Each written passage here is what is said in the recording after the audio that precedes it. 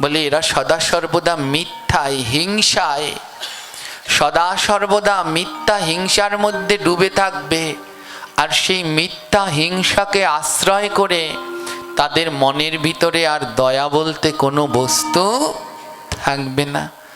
আজ সেই অবস্থা, আজ চোখ খুললেই আমরা দেখতে পাই, সারা বিশ্ব জানান দিচ্ছে, সারা বাংলাদেশ জুড়ে জেগে উঠেছে, সারা বিশ্ব জানান দিচ্ছে। আজ ফেসবুক, মোবাইল খুললে যে ঘটনাটি চোখে বারবার ভেসে উঠে, সেই ময়মনসিংহের দীপু দাস, তাই তো, ভালুকায়। আজ কত নির্দয় আমরা। ভাগবতের শ্লোক দেখুন কেমন ভাবে মিলে যাচ্ছে। মানুষ যত বড়ই অপরাধ করুক, কোনোই অপরাধ তিনি করেননি, তারপরেও মেনে নিলাম অপরাধ করুক। একটা মানুষকে জ্যান্ত পিটিয়ে আগুনে পোড়ানো, এ কোনো ধর্ম সিদ্ধান্ত হতে পারে? কোনোদিনই নয়। কোনো ধর্মই এই শিক্ষা আমাদের দেয়নি। প্রত্যেক ধর্মই শিক্ষা দিল জীবকে ভালোবাসতে, দয়া করতে, মনুষ্য জাতির কল্যাণের জন্যে কাজ করতে। এটাই প্রত্যেক ধর্মের শিক্ষা। প্রত্যেক ধর্মই যে যার জায়গায় সঠিক অবস্থান আছে। আজ আমরা মনুষ্য জাতিরা নিজেদের মনের ভিতরের দয়া মায়া সব হারিয়ে ফেলেছি। মানুষ নামে জ্যান্ত পশুতে পরিণত হয়েছি। একটা মানুষ আরেকটা মানুষের কাছে এখন আর সুরক্ষিত নেই। কতটা নির্দয় হলে, কতটা দয়াহীন, বোধশূন্য হলে এমন ঘটনা সম্ভব।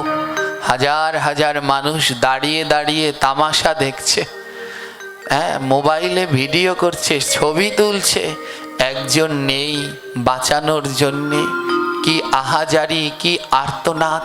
কিসের ধর্ম আমরা পালন করছি? আজ এ থেকেও যদি আমাদের শিক্ষা না হয়, এই সনাতন জাতির আর কোনোদিন শিক্ষা হবে না। সত্যি বলতে শিখুন, সত্যি বলতে শিখুন। আজ আওয়াজ তুলুন, আর কিছু পারুন আর না পারুন। আজ তাকে এমন নির্মমভাবে হত্যা করা হয়েছে, তার জন্যে গোবিন্দের কাছে প্রার্থনা করুন।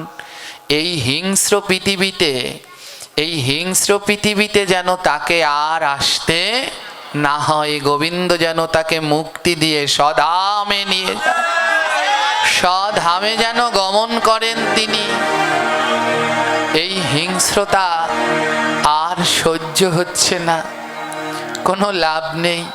একটার পর একটা এমন হিংস্রতা হবে, যে করবে কেউ বলবে পাগল হয়ে গেছে, কোনোটা পাগল হয়ে গেছে, একটা একটা করে আবার বলবে এরাও পাগল হয়ে গেছে। এমনি করে চলতে থাকবে। জানি না কবে এর থেকে মুক্তি আছে। তাই আসুন, মানুষ হয়ে মানুষকে ভালোবাসি, প্রত্যেক জীবের উপরে দয়া রাখি, যেন এমন হিংস্রতার দিকে না আগাই। সবার উপরে মানুষত্ব, তাহার উপরে নাই। মনুষ্যত্ববোধ রাখুন। মনুষ্য দেহ থাকলেই কোনোদিন মানুষ নয়। মানুষের দেহ থাকলেই, হাত পা থাকলে, কথা বলতে পারলেই সে মানুষ নয়। মানুষ হতে হলে তার একটা বিবেক দরকার, মন দরকার, চেতনা দরকার, চেতনা দরকার। চেতনা, বিবেক, মন যদি না থাকে, তার যতই মানুষের দেহ থাক, সে কোনোদিন মানুষ নয়। যদি কেউ অপরাধ করে, দেশে আইন আছে, সেই আইনের হাতে তুলে দিন, তাকে আইন শাস্তি দিক, কিন্তু এমনিভাবে সর্বসম্মুখে এহেন কার্য করার অধিকার কারো নেই। তাই আদ্যকার এই ধর্মমঞ্চ থেকে আমরা সবার কাছে এই বার্তাটি পৌঁছে দিতে চাই। যারা এহেন কার্য করল, প্রশাসন, সরকার যেন তাদের দিকে যথাযথ দৃষ্টিপাত দিয়ে এর দৃষ্টান্তমূলক শাস্তি প্রদান করে, যেন ভবিষ্যতে এরকম কোনো কেউ না করতে পারে। কোনো মায়ের কোল এমনি যেন খালি না হয়। দেখুন আজ সেই মায়ের কি আহাজারি, একমাত্র সম্বল সংসারের কি আহাজারি। একটু ভাবলে না আগে, এই ঘটনা করার আগে ওর মা কি করবে, ওর পরিজনগণ কি করবে? একটু সেই চেতনাবোধ আমাদের হলো না। এটা তো কোনো ধর্ম শিখায় না। তাই আসুন স্ব ধর্মে মহিমান্বিত হই এবং সবার প্রতি সবাই দয়া রাখি, ভালোবাসা রাখি, মিলেমিশে থাকি। আগের সেই গানটা শুনি, আগে কি সুন্দর দিন কাটাইতাম, গ্রামের নওজোয়ান হিন্দু মুসলমান মিলা সব ভাউলা গান আর জারি গান শুনতাম। এগুলো এখন শুধু গানের পাতায় লেখা, এ আর বোধহয় সত্যি হওয়া সম্ভব নয়। কিন্তু আমার প্রার্থনা আমরা সবাই এই দেশে মিলে মিশে একসাথে কাঁধে কাঁধ মিলিয়ে চলতে চাই। এমন হিংস্রতা আমরা চাই না। কেউ কারো ধর্মের নামে অবমাননা করুক, এ কোনো ধর্ম, এ হিন্দু ধর্ম যদি কোনো সনাতনী এটা করে তাহলে সেও স্বধর্মের মধ্যে পড়ে না। সনাতন ধর্ম অন্য কোনো ধর্মকে অবমাননা করা, হিংসা করা শিখায় না। সনাতন ধর্ম দয়া, জীবে দয়া নামে রুচি, বৈষ্ণব সেবন, ইহা বিনা ধর্ম নাই শুনো সনাতন। এ ধর্ম দয়া শিখায়, শুধু মানুষের উপরে নয়, প্রত্যেকটা জীবের উপরে। এ ধর্ম কোনো জীবকে হত্যা করতে শিখায় না। এ ধর্ম কোনো মারামারি রক্তপাত শিখায় না। তাই আদ্যকার সবার কাছে অনুরোধ রইল, আসুন স্ব জায়গায় থেকে স্ব ধর্ম পালন করি, এই হানাহানি ভেদাভেদ বন্ধ করি, যে যার ধর্ম পালন করি, মিলে মিশে সুন্দর একটা বাংলাদেশ গড়ি। এই প্রার্থনা যে এই আসর থেকে আমরা রাখি। জয় নিতাই। আদ্যকার এই কলিজীব এ ভাগবতের লক্ষণ বললেন, তস্মিল উদ্ধা দুরাচারা, সব দুরাচারে ভরে গেছে, সদাচার আর নেই। নির্দয়া, কোনো মনের ভিতরে দয়া মায়া নেই। গোবিন্দকে পেতে হলে মা দয়ার দরকার আছে। যদি দয়াটা মনের ভিতরে না থাকে কোনোদিন গোবিন্দ পাওয়া সম্ভব নয়। হ্যাঁ, ওই যে কালকে বলেছিলাম, এই ভগবানকে পেতে হলে, ভগবানকে পেতে হলে এই দেহটা হলো একটা জমি। আগে দীক্ষা নয়, আগে গুরু কাছে গিয়ে দীক্ষা নয়, আগে শিক্ষা গ্রহণ করো। এই দেহটা একটা জমি। শিক্ষা গুরু জপের মালা ধরিয়ে দিচ্ছেন, ওই নাম জপ করো। নাম জপ করলে কি হয়, এই দেহটা চাষ হয়ে যায়। ফসল ফলাতে হলে আগে জমিকে চাষ দিতে হবে, জল দিতে হবে, সার দিতে হবে। তারপর যদি তাতে বীজ লাগা হলে তাতে গাছ হবে, আর সেই গাছে ফল ফুল হবে। এই দেহটা হলো একটা জমি, আর এই জমিতে চাষ করো, সেই চাষের নাম হলো নাম। শিক্ষাগুরু জপমালা দিয়ে দেয়, নাম দিয়ে দেয়, ওটা নাম জপ করো। ওই নাম যত করবে এই দেহ জমিটা তত চাষ হবে। যদি চাষ না হয় তাহলে এতে বীজও হবে না। দীক্ষা গুরু কানে বীজ মন্ত্র দেয়, ওটা বীজ। বলে জমি যদি ভালোভাবে চাষ না হয় তাহলে তাতে বীজ লাগালেও কোনো কাজ হবে না। তাই আগে নাম করো। এখনো অনেকে এখানে জপ করেন না, মালা জপ করেন না। যারা এখনো জপ করেন না, সকলের চরণে অনুরোধ রইল, অনতিবিলম্বে আপনারা জপ করুন, নাম করুন, এই দেহ জমিকে চাষ করুন। যত নাম করবেন এই দেহ জমি তত চাষ হবে। বলে যত নাম করবেন, বলে নাম করলে কি হবে, জমি তো চাষ হলো। বলে যত নাম করবেন তত নয়নে জল বাড়বে, যত নাম করবেন তত নয়নে জল বাড়বে। নামে চাষ হলো, দুই নয়ন থেকে দেহ জমিতে জল দিন। এবার জল দেয়া হলো, চাষ দেয়া হলো, এবার এতে সার দিন। বলে সার কি, যেদিন দুই নয়নে জল ঝরবে সেদিন বুঝবেন সাধু সঙ্গের কি মাহাত্ম্য। ছোটবেলায় আমি ঠাকুমার সাথে নাম কীর্তন শুনতে যেতাম, তো গিয়ে অবাক হয়ে বসে থাকতাম। দেখতাম ওই নামের আসরে সবাই কাঁদে, একজন আরেকজনকে জড়িয়ে ধরে, নয়ন থেকে জল ঝরে, কাঁদে। ঠাকুমাকে জিজ্ঞেস করতাম, ঠাকুমা কেউ ব্যথা পেলে কাঁদে, কারো মনে দুঃখ থাকলে কাঁদে, কিন্তু ওই নাম কীর্তনের আসরে গিয়ে তোমরা কাঁদো কেন, অমন বুকে জড়িয়ে ধরো কেন? তখন আমার ঠাকুমা বলল, যেদিন তুমি এটা বুঝতে পারবে সেদিন তোমারও ওই নাম আসরে গেলে নয়নে জল ঝরবে। সেদিন ওই নামের আসরে গেলে তোমারও নয়নে জল ঝরবে। আদ্যকার যখন এই নামের ভিতরে রুচি হবে তখন নয়নে জল ঝরবে, আর যখন নয়নে জল ঝরবে তখন হৃদয়ে প্রেম আসবে। আর প্রেম আসলে বুঝতে পারবেন সাধুসঙ্গ ভক্ত সঙ্গের কি মহিমা। নামে চাষ দিলেন, নয়নের জল দিলেন, এবার এই দেহ জমিটায় সার দিন। বলে সার কি? সার হলো ভক্তের চরণ ধুলি, সার হলো ভক্তের চরণ ধুলি। নামে চাষ হলো, নয়নের জল দিলেন, আর ভক্তের চরণ ধুলি হলো সার।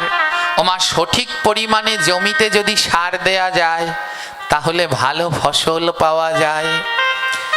আজ এই ভক্তের চরণ ধুলি হলো সার। এই তিনটি জিনিস আগে গ্রহণ করুন, জমি চাষ করুন, জল দিন, সার দিন, তারপরে দীক্ষা গুরুর কাছে যান। তখন দীক্ষা গুরু কানে বীজ দিয়ে দেবে। আর দেহ জমি যদি প্রস্তুতযুক্ত হয় তাহলে তাতে বীজ দিলে সেই বীজে গাছ হবে, ফল ফুল হবে, নচেত নয়, নচেত নয়। এবার দীক্ষা গুরু যদি দেহ এমন উপযুক্ত হয়, ধ্যান দিন। এখানে যদি জিজ্ঞেস করি দীক্ষা নিয়েছেন, সবাই হাত তুলে দেবেন দীক্ষা নিয়েছি, কিন্তু কি লাভ? দীক্ষা নিয়ে তার কর্মগুলো করা হলো না, হলো না। আজ সারাদিন অনেকটা মনের ভিতরে একটি দুঃখ।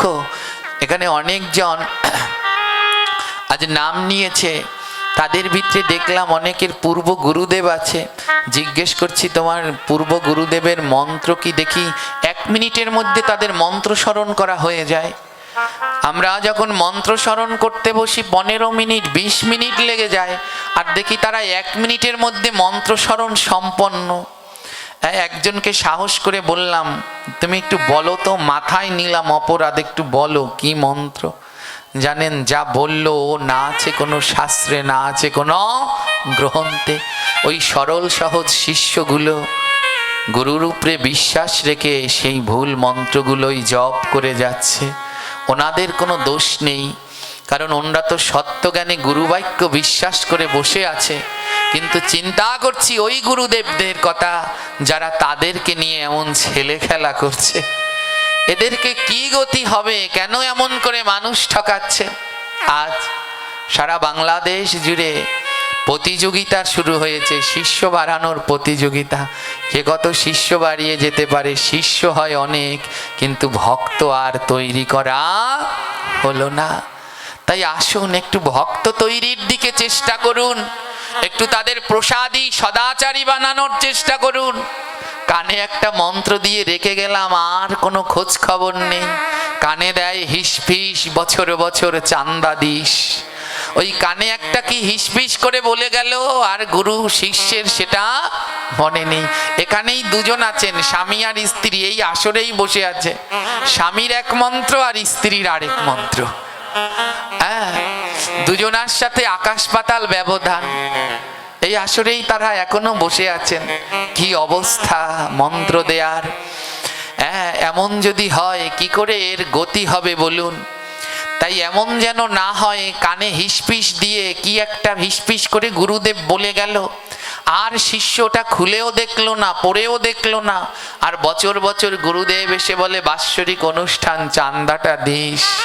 তাহলে এই শিষ্যেরও গতি নাই, গুরুরও গতি নাই। লোভী গুরু কামি চেলা দুজনাই নরকে গেলা। হ্যাঁ, দুজনেরই নরকে যেতে হবে। ধ্যান দিন, এই দেহ জমিটাকে প্রস্তুত করুন। নাম, চাষ, নয়নের জল, জল, সাধুগুরু বৈষ্ণবের ধুলা, সার, তিনটি জিনিস দিলে দেহ জমি উপযুক্ত হয়। তারপরে শ্রী দীক্ষা গুরুর কাছ থেকে কানে বীজ নিতে হয়।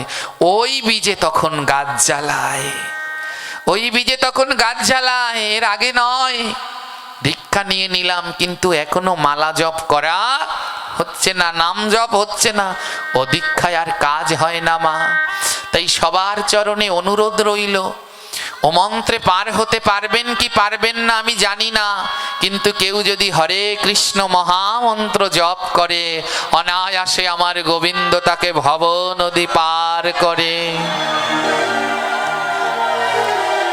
তাই তাই সবাই আসুন, জপের দিকে লক্ষ্য দেই, জপ বাড়াই, আরো সবাই জপ করি। বড় আনন্দ লাগে যখন দেখি আপনারা এই পাঠ শেষে জপের মালা নিয়ে যাচ্ছে। এই কালকে এক বাবাজি বলছে, বাবা আমি জপ করতে চাই। হ্যাঁ, তিনি যেরকম তার নামে অনেক শুনেছি, কিন্তু যখন শুনলাম তিনিও জপ করতে চায় তখন বড় আনন্দ লাগছে। আজ সবাই জপের দিকে আগান। গুরুদেব যখন এই দেহ জমিতে বীজ দিবে তখন সেই বীজে গাছ হবে।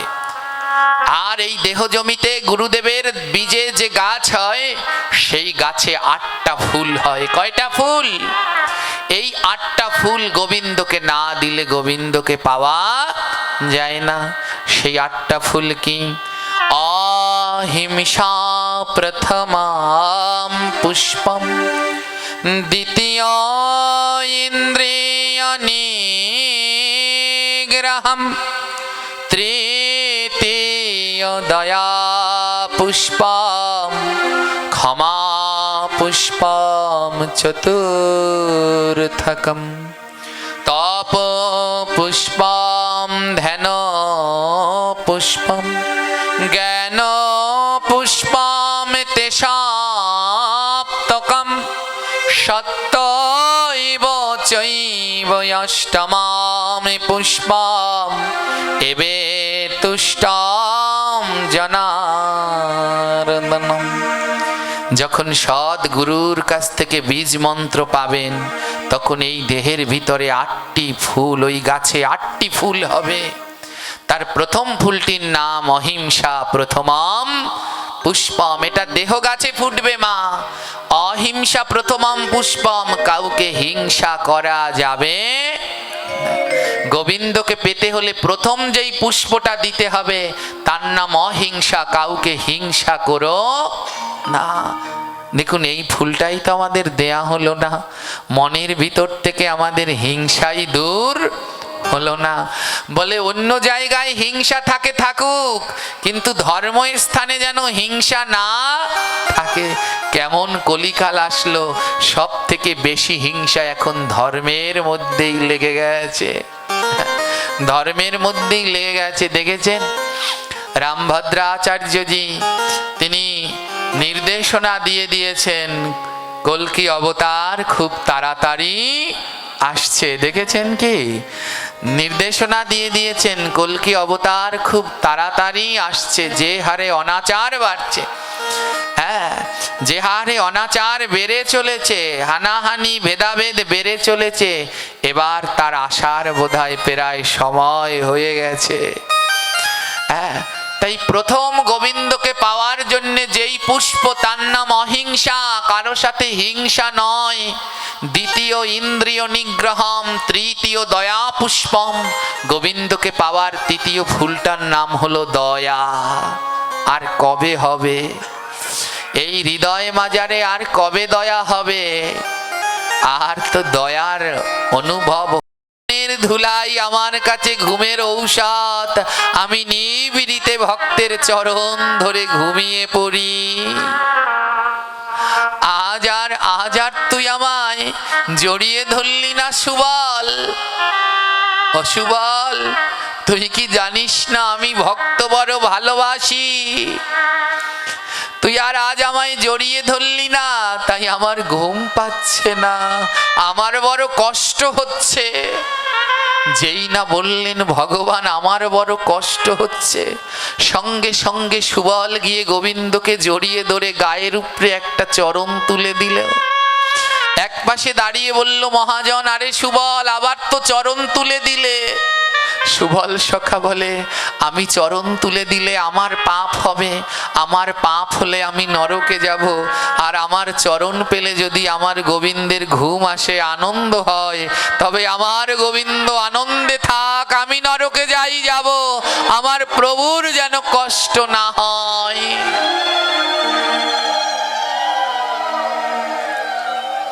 শ্রীদাম সখা বলল, সুবল তোর দোষ না, তোর দোষ না, দোষ আমার।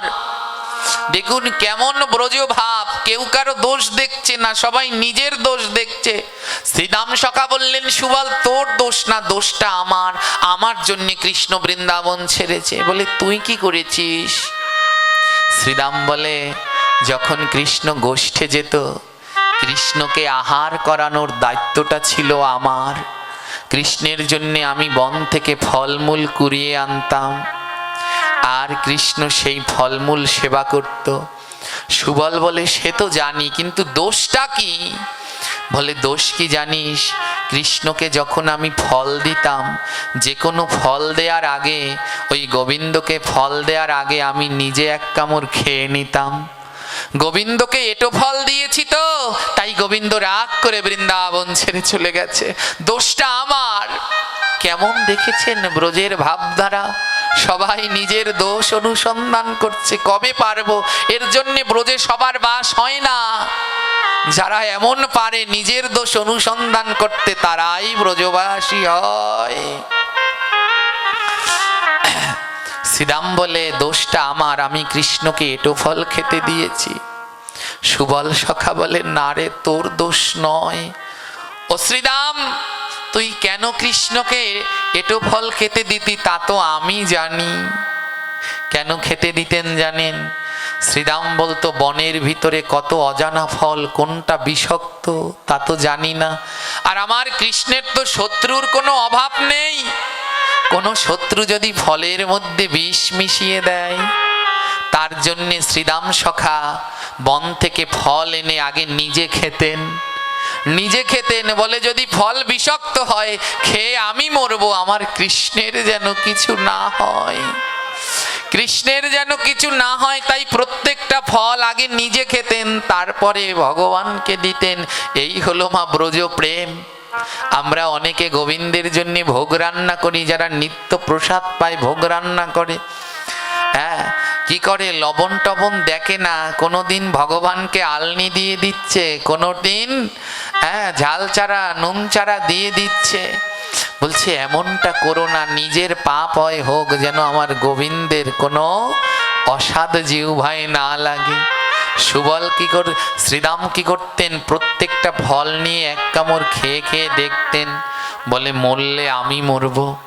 সুবল বলে, হ্যাঁ রে শ্রীদাম, তুই যদি মরে যাস তাহলে কি হবে?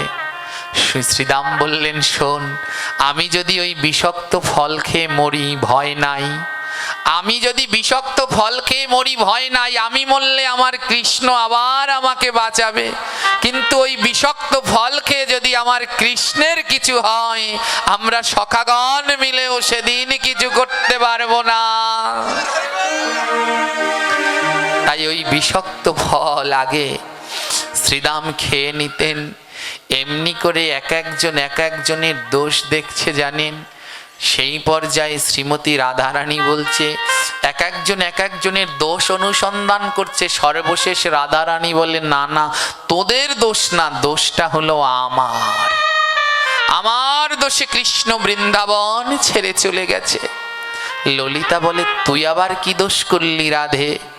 বলে, জানিস, যেদিন কৃষ্ণ ব্রজ ছেড়ে যাবে, সেদিন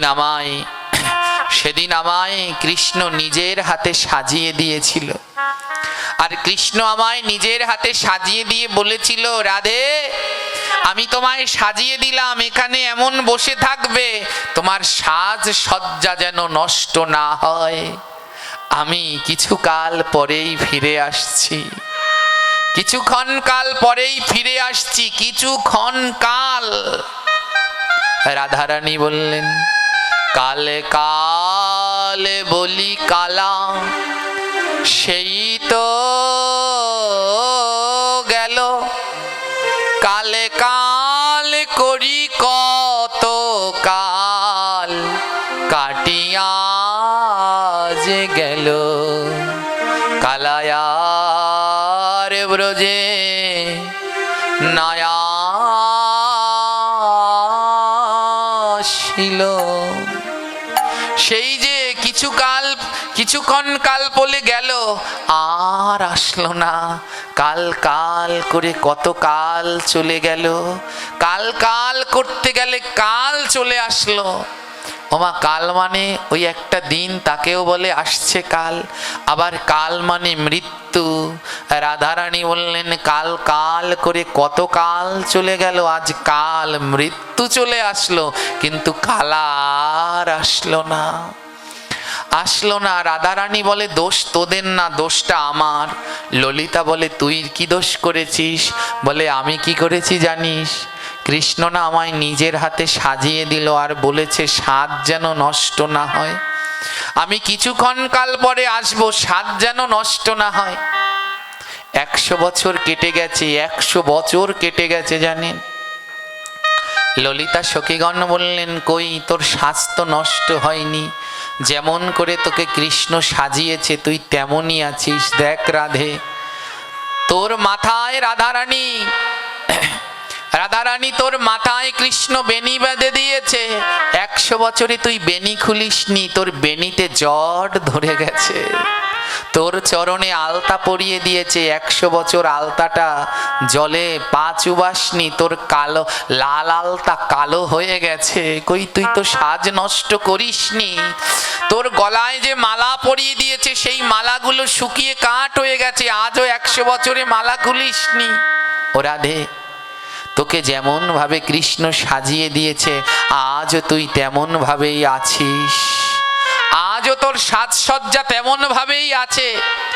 রাধারানী বলছে, সখীরে আমার সবই ঠিক আছে, শুধু একটা জিনিস ধরে রাখতে পারিনি। আমার কৃষ্ণ গলায় মালা পরিয়েছে, মালা রেখেছি, আলতা পরিয়েছে, আলতা রেখেছি, সিঁদুর পরিয়েছে, সিঁদুর রেখেছি, বেনি বেঁধে দিয়েছে, সেই বেনিও রেখেছি, শুধু একটা জিনিস রাখতে পারিনি। ললিতা বলে, কোন জিনিস রাখতে পারিসনি? রাধারানী বলে, জানিস আমার কৃষ্ণ বড় সাত করে আমার নয়নে কাজল পরিয়েছিল, কাজল পরিয়েছিল, আমি ওই কাজলটা ধরে রাখতে পারিনি। সবই আছে কিন্তু কাজলটাকে ধরে রাখতে পারিনি। জানিস ললিতা, ওই কৃষ্ণ কৃষ্ণ বলে কাঁদতে কাঁদতে আমার নয়নের কাজল ধুয়ে গেছে, নয়নের কাজল ধুয়ে গেছে, আমার নয়নের কাজল ধুয়ে গেছে, নয়নের কাজল ধুয়ে গেছে। ওই কৃষ্ণ বলে কাঁদিতে কাঁদিতে আমার নয়নের কাজল ধুয়ে গেছে। কৃষ্ণ বলে কাঁদিতে কাঁদিতে হরি বল হরি বল। নয়নের কাজল ধুয়ে গেছে। দোষটা কি বের করলেন দেখেছেন? এই হলো আমার রাধারানীর প্রেম। বলে, আমি সবই পেরেছি, ওই নয়নের কাজলটাকে ধরে রাখতে পারিনি রে। কৃষ্ণ বলে কাঁদতে কাঁদতে আমার নয়নের কাজল ধুয়ে গেছে। আমার শ্যামসুন্দর কালো বড় ভালোবাসে তো, তাই কালো রংটা ধরে রাখতে পারিনি, তাই কৃষ্ণ আমার আর বোঝে আসলো না রে। দোষ তোদের নয়, দোষ আমার। ললিতাদি সখীগণ রাধারানীর চরণে লুটিয়ে পড়লেন। ওরে ওরে রাধে, এমন প্রেম কোথায় পেলি? এমন প্রেম কোথায় পেলি? বলে বলে না সখী, মোদের শনে এমন প্রেমে তুই কোথায় পেলি? সখী, মোদের শনে এমন প্রেম তুই কোথায় পেলি? ও সখী, এমন প্রেম কোথায় পেলি? এমন নিখুঁত প্রেম কোথায় পেলি বল না। রাধারানীর বিরহ দশা দেখে সখীগণ বলছে, হ্যাঁ রাধে, সারা জীবন তোর চরণের পাশে তোর সঙ্গে ছিলাম, তা তুই তো চলে যাবি, যাওয়ার আগে আমাদের কিছু দিয়ে যাবি না? রাধারানী বলছে, আমি তো কাঙাল, বল আমার কাছে কি আছে, কি দেব? সখীগণ বলে, আছে রাধে, দিবি, তোর কাছে যা আছে তাই চাইবো, দিবি? রাধারানী বলে, বল কি আছে আমার কাছে যে আমি তোদের দেব? সখীগণ দুটো হাত জোর করে বলছে, রাধে রে, যেন তোর মতো নয়ন ধারায় ভাসতে পারি, নয়ন ধারায় ভাসতে পারি, যেন নয়ন ধারায় ভাসতে পারি, নয়ন ধারায় ভাসতে পারি। বলি মুখে বলব গৌর হরি, আর নয়ন ধারায় ভাসতে পারি, বলবো গৌর হরি, নয়ন ধারায় ভাসতে পারি। ও রাধে, এমন নয়ন ধারায় যেন আমরাও ভেসে ভেসে নয়নের কাজল ধুয়ে দিতে পারি। বলে, যদি নয়ন ধারায় না ভাসতে পারো, কোনোদিন শ্যাম সুন্দর আসবে না। গোবিন্দ এ জগতে সবার কাছে ধরা দেয় না। মহাত্মা জিজ্ঞেস করলেন, হে প্রভু, তুমি এ জগতে কার কাছে ধরা দাও? ভগবান বললেন, সবার কাছে দেই না। কার কাছে দাও? গোবিন্দ বললেন, যার নয়নে কৃষ্ণ নামের ধারা, নয়নে কৃষ্ণ নামের ধারা, যার নয়নে কৃষ্ণ নামের ধারা, নয়নে কৃষ্ণ নামের ধারা, বলে তার কাছে দেই গো ধরা, যার নয়নে কৃষ্ণ নামের ধারা। তার কাছে রাধে রাধে, নয়নে কৃষ্ণ নামের ধারা, যে কৃষ্ণ বলে কা দিতে পারে, কৃষ্ণ বলে দিতে পারে, ওই দুই নয়নে জল ঝরে, কৃষ্ণ বলে কা দিতে পারে। নয়নে জল ঝরে, কৃষ্ণ বলে দিতে পারে। আজ ভক্ত জিজ্ঞেস করছে, ও ভগবান, তুমি কার কাছে ধরা দাও? ভগবান বললেন, যার নয়নে কৃষ্ণ নামের ধারা, আমি তার কাছে দেই ধরা। ও প্রভু, যার পোড়া নয়ন, যার নয়নে জল ঝরে না, তুমি তার কাছে ধরা দাও না? ভগবান বললেন, না, এ জগতে যার নয়নে জল নাই, তার কাছে আমি ধরা দেই না। ভক্ত বললেন, তাহলে আমার গতি কি হবে ভগবান? তোমার ওই কৃষ্ণ নামে তো আমার নয়নে জল ঝরে না।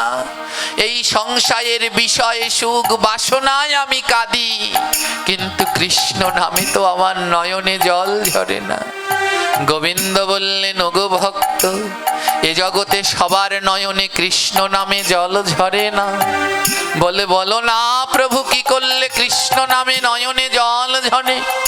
আমার গোবিন্দ বলল, কি করলে কৃষ্ণ নামে নয়নে জল ঝরে জানো? যারা ভক্তের অঙ্গ পরশ করে, ভক্তের অঙ্গ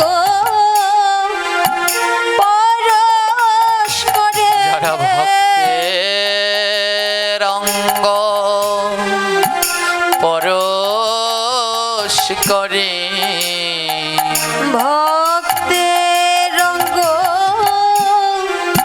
পরশ করে বলে তাদের নয়নে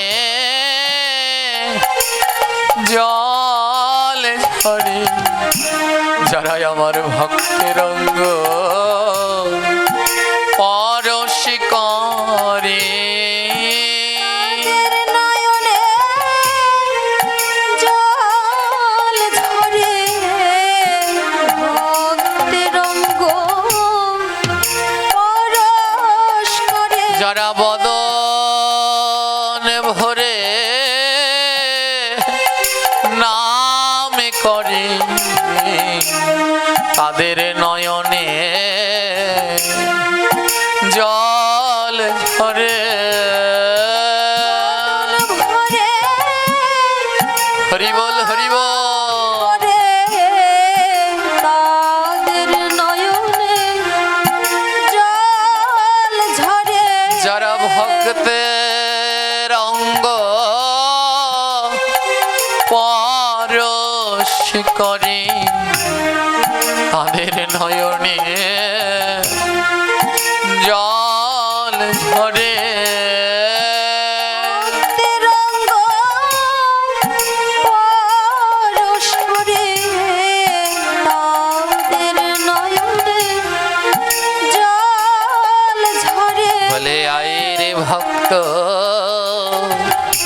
পরশ করি আয় রে ভক্ত পরশ করি আমার নয়ন আছে নাই রে বাড়ি আয় রে ভক্ত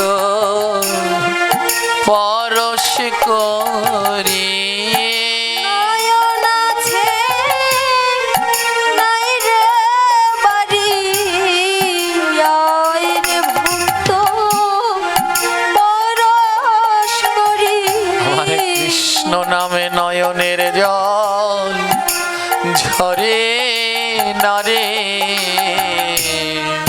কৃষ্ণ নামে নয়নের জল ঝরে না রে তোরা একবার আমার বুকে আই রে আমার কৃষ্ণ নামে নয়ন জল ঝরে না রে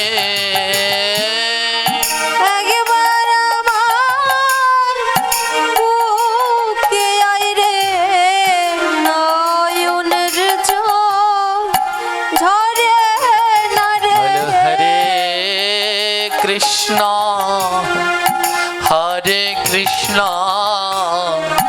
কৃষ্ণ কৃষ্ণ হরে হরে হরে রাম হরে রাম রাম রাম হরে হরে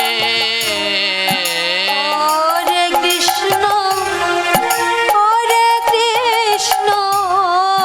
কৃষ্ণ কৃষ্ণ হরে হরে হরে রাম রাম রাম হরে হরে আমা এ জন্মে সেদিন দুনয়নে জল ঝরলে কাজ হবে যেদিন বদনে নাম আর নয়নে জল ওই নয়নের জল দিয়ে যেদিন নাম করা যাবে তবে সেই নামে কাজ হবে। আজ শ্রীমতী রাধারানী আমার সেই দশম দশায় প্রেমে বিভোর হয়ে গেলেন। এদিকে জানেন ভগবান শ্রীকৃষ্ণ বৃন্দাবন ত্যাগ করেছে, তাই আজ বৃন্দাবনে কোনো গাছে ফুল ফোটে না।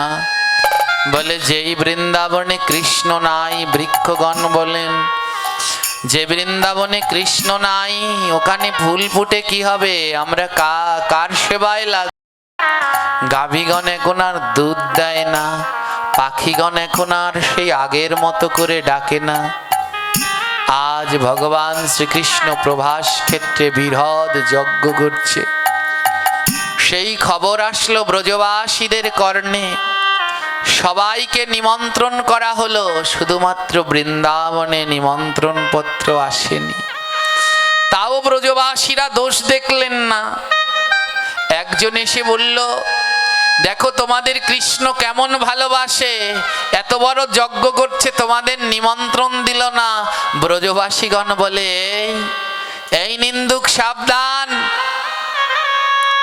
আমাদের কৃষ্ণ আমাদের, কৃষ্ণ আমাদের, ও আমাদের ঘরের লোকেদের আবার নিমন্ত্রণ লাগে, নিমন্ত্রণ না করলেও আমরা যাব।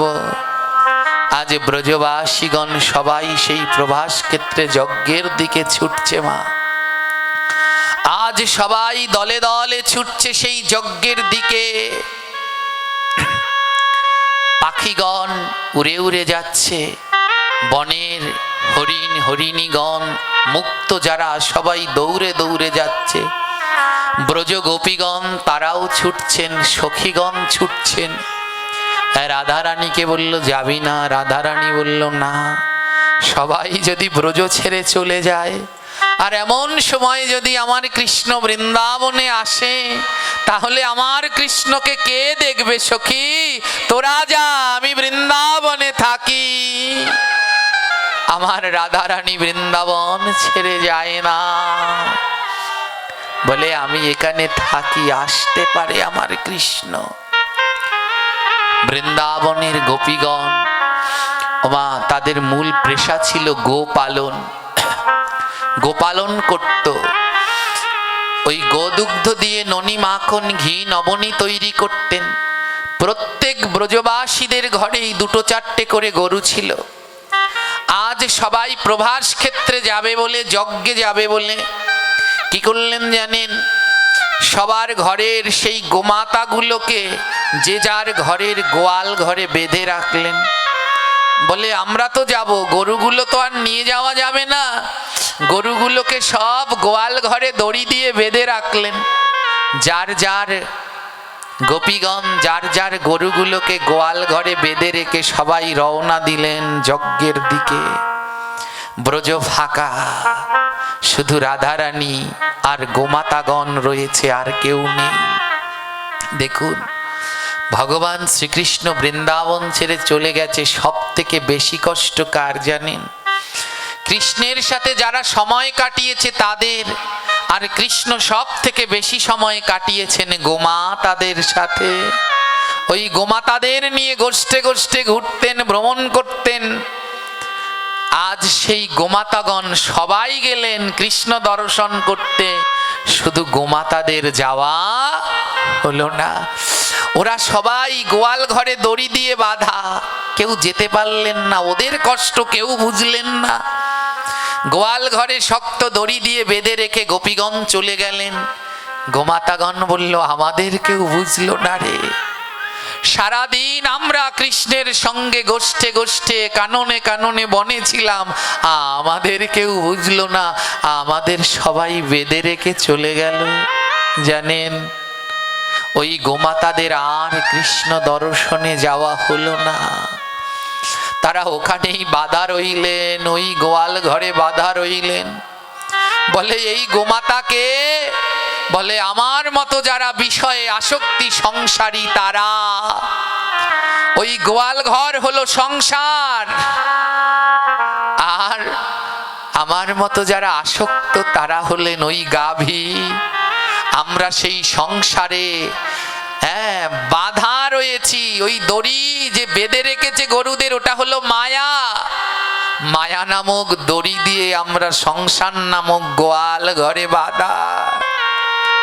যারা এই মায়া ত্যাগ করতে পেরেছে তাদের আর কেউ আটকে রাখতে পারলো। এই এলাকারই একটি সন্তান, ওর নাম রুদ্র, আপনাদের সবার চেনা, খুব ছোট্ট। কতটা ত্যাগ দেখেছেন জানেন? ওকে বেঁধে রাখতে পারলো না এই সংসারের মায়া। আজ সর্বস্ব ত্যাগ করে ও ব্রজবাসী হয়েছে, ও ব্রজের দিকে রওনা দিয়েছে। 10-12 বছর বয়স, ওর ত্যাগ বৈরাগ্য সবাইকে হার মানিয়ে দিল। কোনো বাঁধন ওকে বাঁধতে পারল না, কোনো লোভ, কোনো ঐশ্বর্য, কোনো ধন সম্পদ কিছু ওকে বাঁধতে পারল না। সর্বস্ব ত্যাগ করে রওনা দিলেন। তাই এ জগতে তারাই পারবে যারা ওই মায়ার বাঁধনে বাধা নেই, তারা গোবিন্দ দর্শনে প্রভাসের দিকে যাত্রা করবে। আর যারা মায়া নামক সংসারে বাধা, তাদের আর দর্শন হবে না। গোমাতাগুলো কাঁদছে আর রাধারানীকে ডাকছে, ও রাধে, সবাই তো চলে গেল বৃন্দাবন ছেড়ে, তুমি ছাড়া আমাদের গতি নাই। হে হে ভক্তগণ, এখানে ওই গোমাতাদেরকে মহাজন তুলনা করেছে আমাদের মতো সংসারী জীবদের সাথে। তাই এ জগতে যারা সংসারী জীব আছেন, তাদের আমার রাধারানী ছাড়া আর গতি নাই। গোমাতাগণ বললেন, ও রাধে, সবাই চলে গেল, তুমি তো দয়াময়, তাই গেলে না।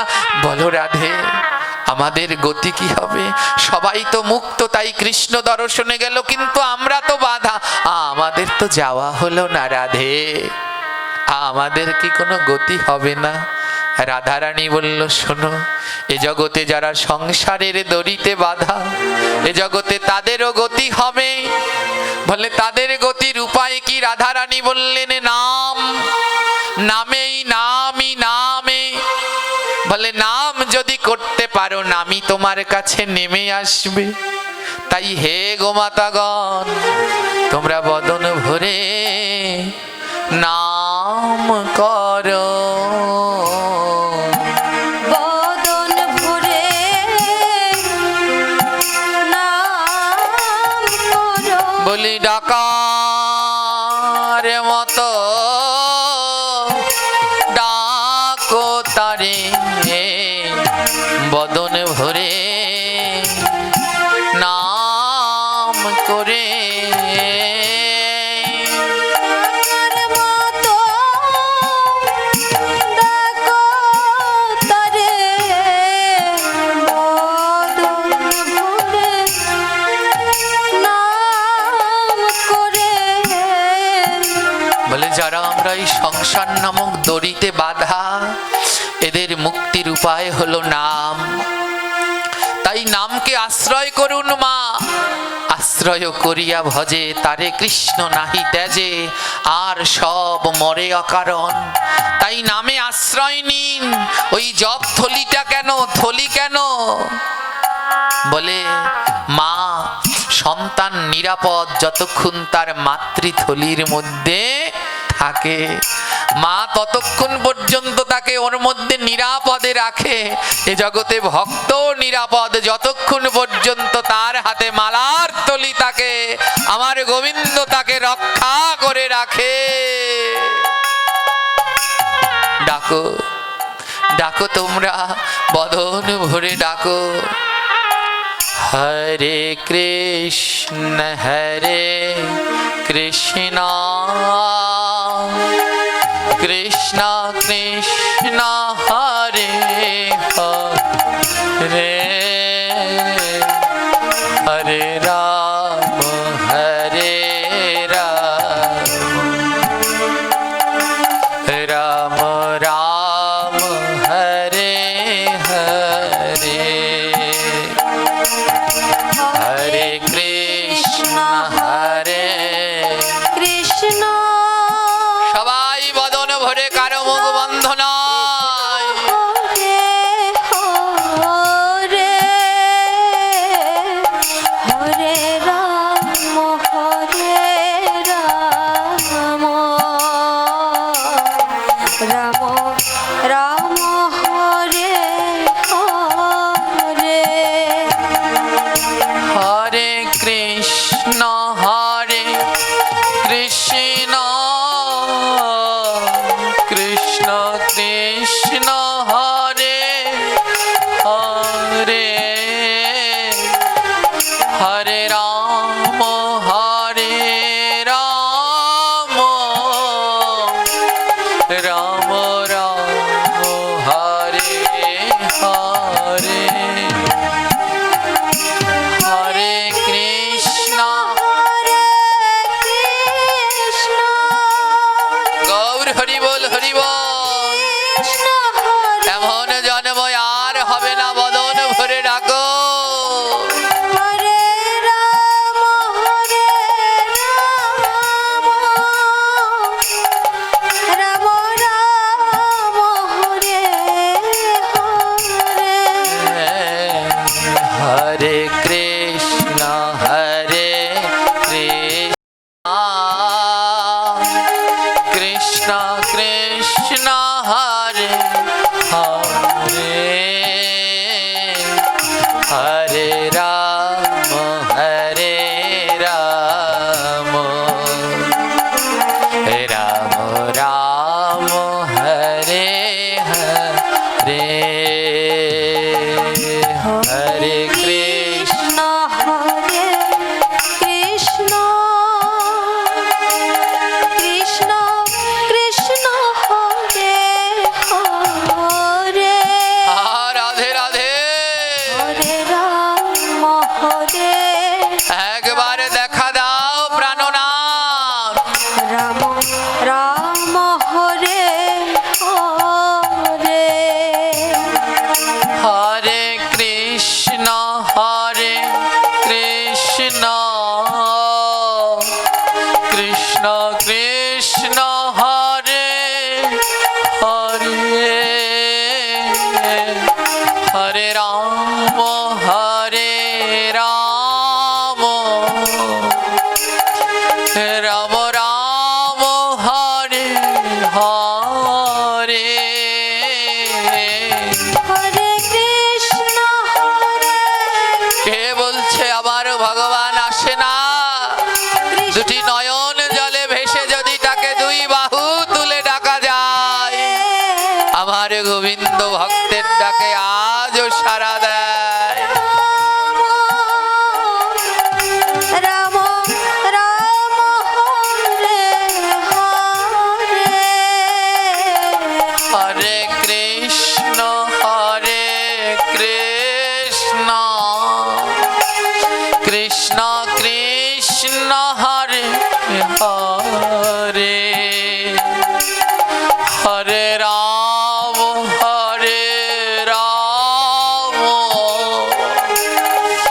রাম রাম হরে হরে। হরে কৃষ্ণ কৃষ্ণ, কৃষ্ণ কৃষ্ণ হরে হরে। হরে রাম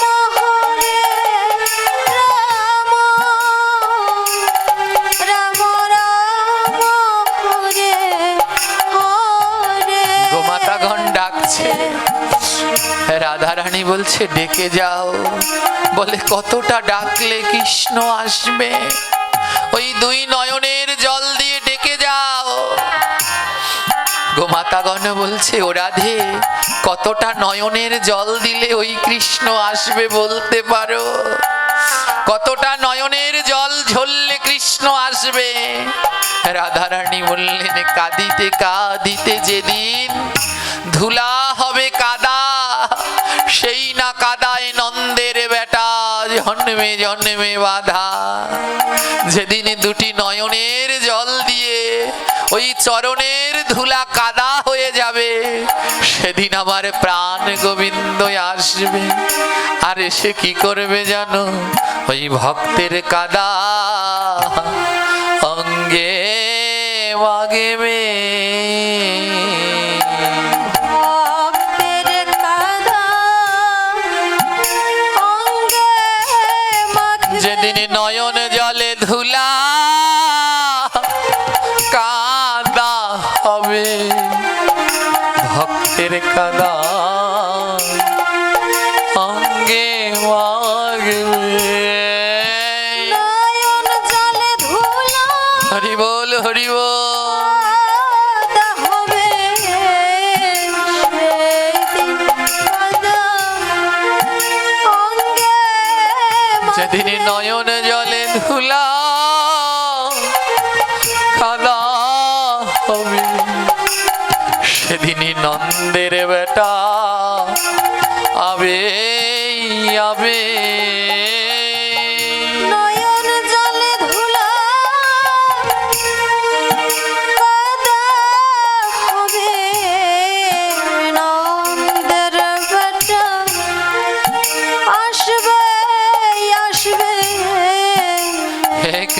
ভক্তগণ, হে ভক্তিমতী মায়েরা, যারা এই ভক্তি পথে নেমেছেন, যারা নিত্য প্রসাদ পাচ্ছেন, সদাচারী হলেন, জপ করছেন, কোনটি ধারণ করছেন, দ্বাদশ সঙ্গে তিলক করছেন, একটা কথা শুনে যান, এ পদ বড় কঠিন, বড় কথা শুনতে হবে, এত শুনতে হবে, যন্ত্রণায় তিক্ত হবে, আর নয়ন থেকে জল ঝরবে।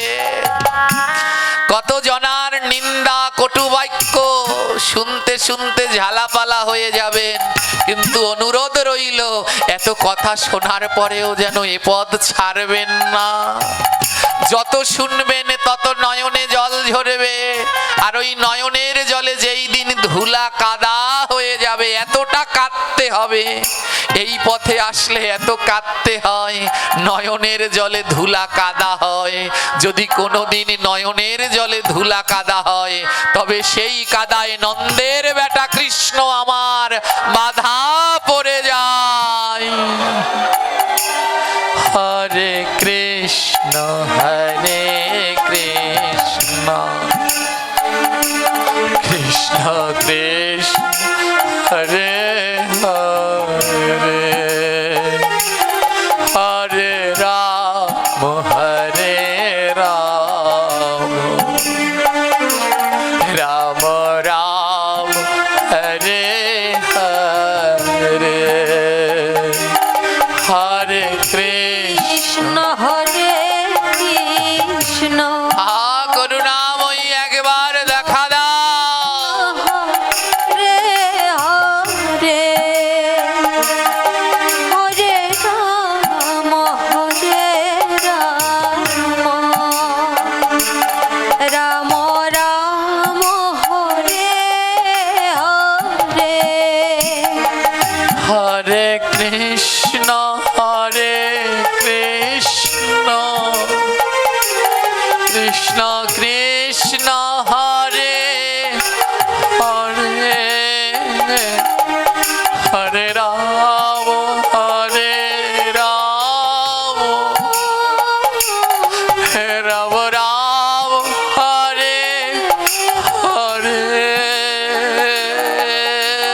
কৃষ্ণ হরে হরি বল হরি বল। এমন জন্ম আর হবে না যে বদনে নাম, দুই নয়নে জল, আর দুই বাহু দিয়ে ভক্তের প্রেমালিঙ্গন করে এ জীবন ধন্য করে নে। রাম রাম হরে হরে, হরে কৃষ্ণ হরে কৃষ্ণ কৃষ্ণ কৃষ্ণ হরে হরে, হরে রাম হরে রাম, রাম রাম হরে হরে। হরে কৃষ্ণ হরে কৃষ্ণ, কৃষ্ণ কৃষ্ণ হরে হরে, হরে রাম হরে রাম, রাম রাম হরে হরে, হরে কৃষ্ণ হরে কৃষ্ণ কৃষ্ণ কৃষ্ণ হরে হরে, হরে রাম হরে রাম, রাম রাম হরে হরে। হরে কৃষ্ণ হরে কৃষ্ণ, কৃষ্ণ কৃষ্ণ হরে হরে, হরে রাম হরে রাম, রাম রাম হরে হরে। গোমাতাদের দুটি নয়নের জলে তাদের সম্মুখে যে সেই খাবারের পাত্র দেয়া আছে, সেই বড় বড় খাবারের চারি দেয়া আছে, দুটি নয়নের জলে সেই চারিগুলো ভরে গেছে। গোমাতাগণ বলছে, রাধে আর পারছি না, ও রাধে এই দেহটা নিয়ে গোবিন্দের কাছে যেতে পারলাম না, কারণ দেহটা সংসার নামক দড়িতে বাঁধা। কিন্তু দেহটা যদি ত্যাগ করে দেই, আত্মাকে তো কেউ বাঁধতে পারবে না। রাধে, গোমাতাগণ বললেন, আমরা সবাই দেহ ত্যাগ করব। দড়ি দিয়ে বাঁধা, তাই বলে যেতে পারছি না, কিন্তু যদি দেহ ত্যাগ করি আমাদের আত্মা গোবিন্দের কাছে চলে যাবে। হরে কৃষ্ণ হরে কৃষ্ণ, কৃষ্ণ কৃষ্ণ হরে হরে, হরে রাম হরে রাম, রাম রাম হরে হরে। হরে কৃষ্ণ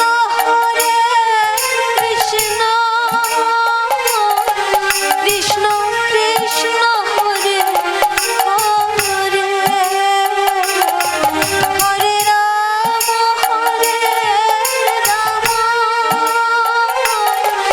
রাম রাম হরে হরে। ও রাধে, আমরা সবাই মিলে এবার দেহ ত্যাগ করব। বাধা বলে যেতে পারলাম না, এবার দেহ ত্যাগ করে আমরা মুক্ত হয়ে গোবিন্দের কাছে যাব। রাধারানীর চরণে সব গোমাতাগণ বলছে, রাধে তুমি এবার আমায় বিদায় দাও গো। এবার আমায় বিদায় দাও গো। বলি এবার যাবার সময় হলো, এবার আমার বিদায় দাও গো। এবার আমার সময় হলো, এবার আমার বিদায় দাও গো। আমার আনন্দের হাত ভেঙে গেল, আনন্দের হাত ভেঙে গেল। বলো কি আনন্দ না হয়েছিল, আমার আনন্দের হাত ভেঙে গেল। কি আনন্দ না হয়েছিল, আনন্দের হাত ভেঙে গেল। হে কৃষ্ণ ভক্তগণ, এই 4 দিন ব্যাপী এই ঘোষবাড়ির শ্রী আঙিনায় মধুময় নববৃন্দাবনের আনন্দের হাট বসেছিল। আজ দেখতে দেখতে গোনাদিন ফুরিয়ে গেল, এই আনন্দের হাট আর কিছুক্ষণের মধ্যে ভেঙে যাবে। এই মধুময় দিব্য আনন্দ পেতে আবার একটি বছর এখানে আসবার জন্যে আমাদের অপেক্ষা করতে হবে। জানি না এখানে আমরা যারা বসে আছি একটি বছর পরে আবার কারো সাথে কারো দেখা হবে কিনা। তাই আজ চরণে লুটিয়ে পড়ে বলছে, হে ভক্তগণ, এই যাবার বেলায়, এই ভক্ত সঙ্গ থেকে যাবার বেলায় আজ তোমরা আমায় কিছু দিয়ে যাও। বলে, কি দেব গো? আমায় চরণ ধুলে দিয়ে যাও না। চরণ ধুলি দিয়ে যাও না। আমার মনে বলে আর বেলা নাই, আমায় চরণে ধুলে দিয়ে যাও না। মন বলে আর বেলা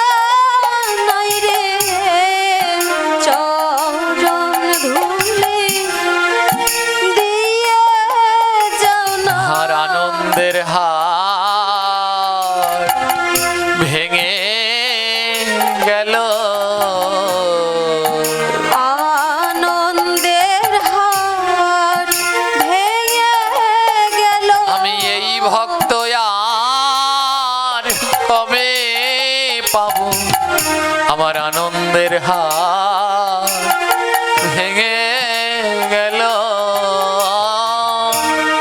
এই ভক্ত কোথায় পাবো আনন্দের হাত ভেঙে আমি গেল। কত ভক্ত পেয়েছি গো, কত ভক্ত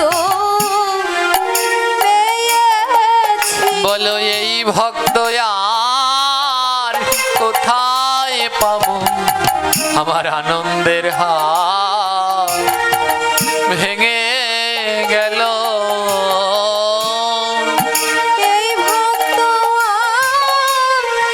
আর আধে পাবো আনন্দের হাত ভেঙে গেল।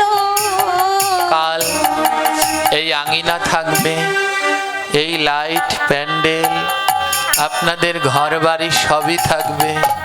কাল আর এখানে ভক্তরা আসবে না, কাল আর এখানে মধুময় নাম শোনা যাবে না। কাল নিস্তব্ধ যেমন আছে তেমন পড়ে থাকবে। আজ শত ভক্তের পদচারণায় তাদের ধুলায় এই 4 দিন ব্যাপী এই আঙিনা বৃন্দাবন হয়ে রইল। কাল আর এখানে কেউ আসবে না, এখানে বসবে না, ভক্তের চরণ ধুলা মাখবে না। তাই এমনি ভাবে মা একদিন আপনাকে আমাকে এই জগৎ থেকে বিদায় নিয়ে যেতে হবে। তাই বিদায় নেয়ার আগে এ জীবনকে ধন্য করুন। যাদের কণ্ঠে এখনো তুলসীর মালা নেই, তুলসীর মালা পরুন। যারা এখনো প্রত্যহ দাদা সঙ্গে তিলক করেন না, প্রতিদিন দাদা সঙ্গে তিলক করুন।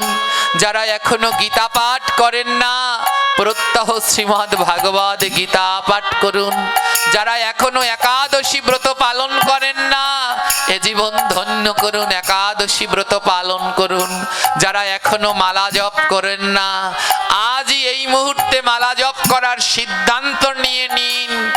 যারা সাত্বিক আহার করেন না, ধীরে ধীরে সাত্বিক আহারই হয়ে আমার গোবিন্দের প্রসাদী হওয়ার চেষ্টা করুন। এ জীবন সার্থক করুন, এ মানব জন্ম আর হবে না। বেলা বড় কম, ডাক আসলে বিদায় নিতে হবে। তাই বিদায় নেয়ার আগে এই জীবনকে সার্থক পূর্ণ ধন্য করে নিন মা। এমন দুর্লভ জন্ম আর পাবেন না। আজ সেই ব্রজের গোমাতাগণ বললেন, হে প্রভু, ওই দড়ি দিয়ে গোয়াল ঘরে বাঁধা, তাই তোমার কাছে যেতে পারলাম না, কিন্তু যদি দেহ ত্যাগ করি তাহলে তো আর কেউ আটকাতে পারবে না। ব্রজের গাভীগণনা সবাই দেহ ত্যাগ করলেন। দেহ ত্যাগ করে বলে, আত্মাকে তো আর বাধা যায় না। সব আত্মাগুলো ছুটে গেলেন, সব আত্মাগুলো গোবিন্দ চরণে ছুটে গেলেন সেই দ্বারকায়।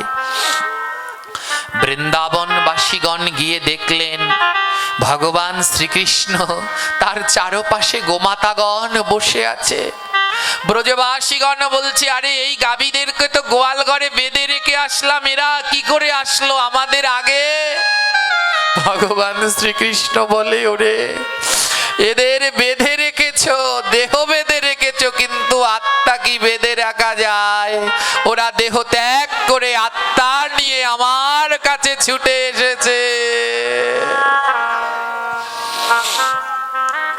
এই হলো ব্রজ প্রেম মা।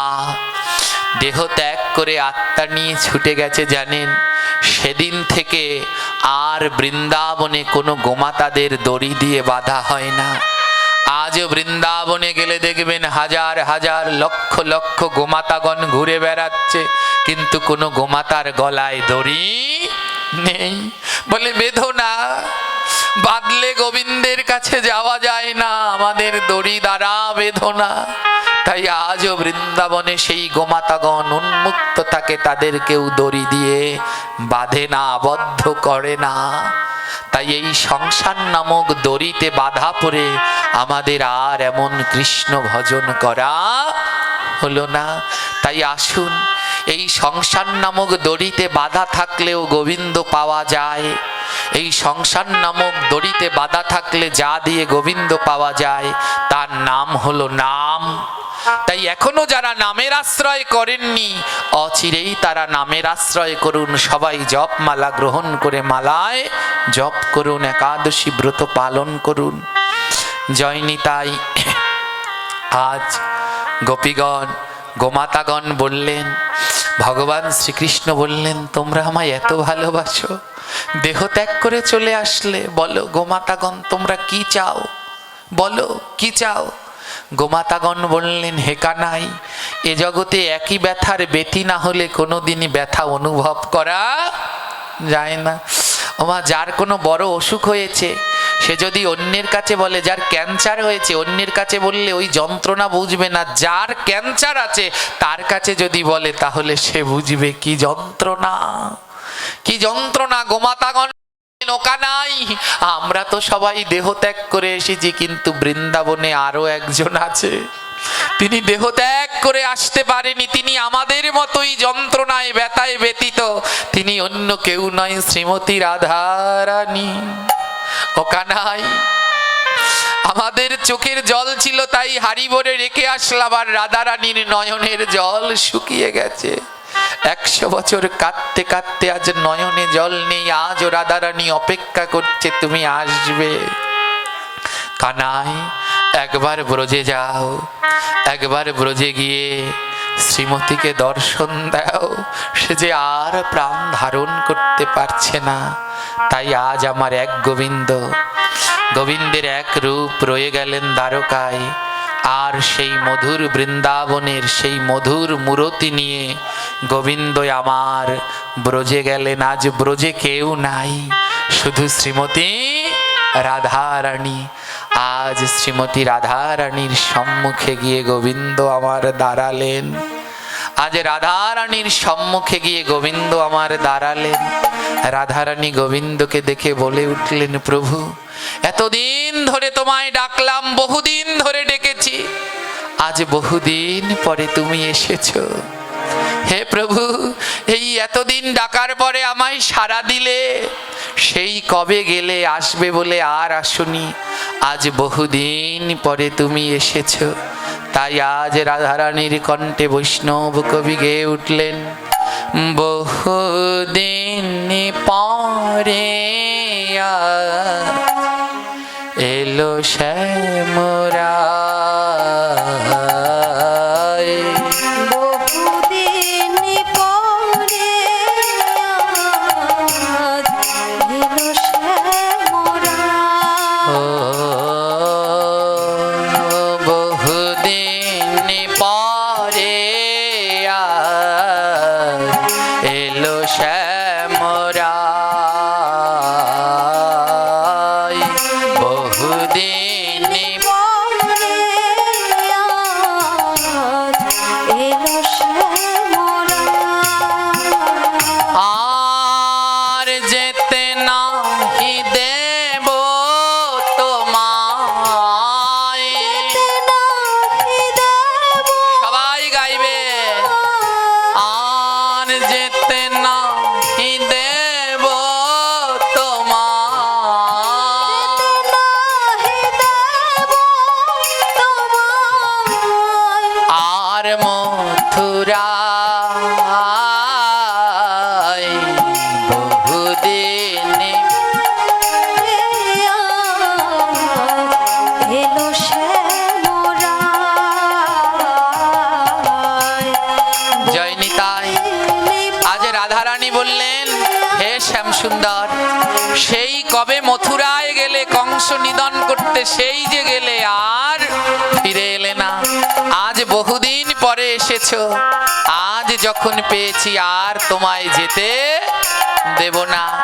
প্রভু আমার দিকে তাকিয়ে বাজেন, যেতে নাহি দেব তোমায়, নাহি দেব সবাই। তোমায়। আর যেতে নাহি দেব তোমায়, নাহি দেব তোমায়।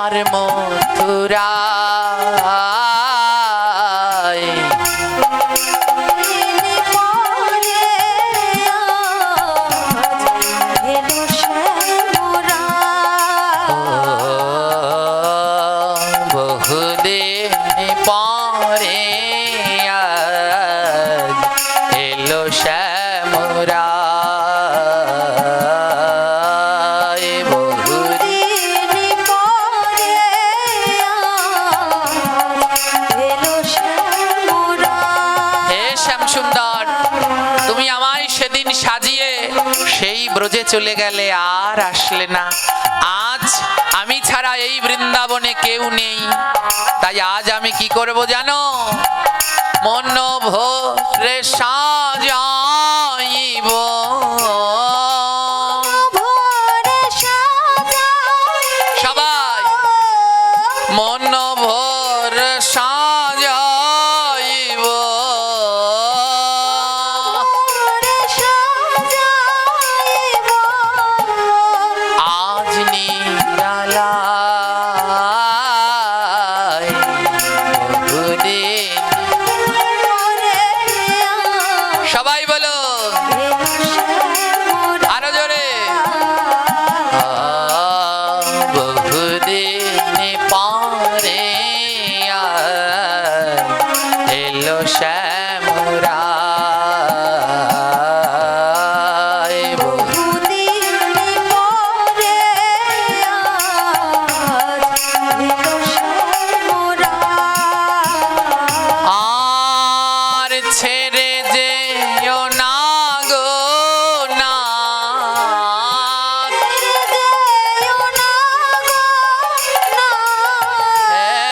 ছেড়ে যেও না গো প্রাণ,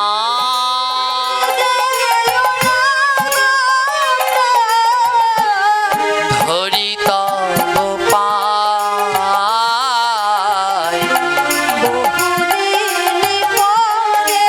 হরিব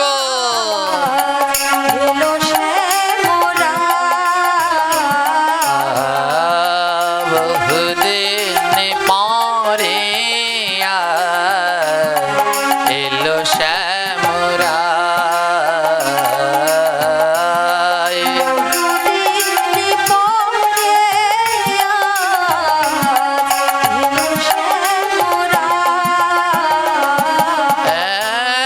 হরে কৃষ্ণ কৃষ্ণ কৃষ্ণ হরে হরে, হরে রাম রাম রাম হরে হরে, হরে কৃষ্ণ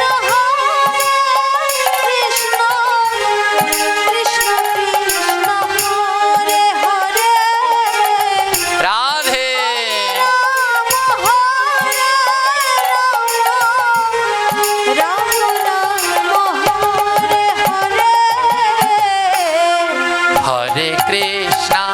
হরে কৃষ্ণ কৃষ্ণ কৃষ্ণ হরে হরে,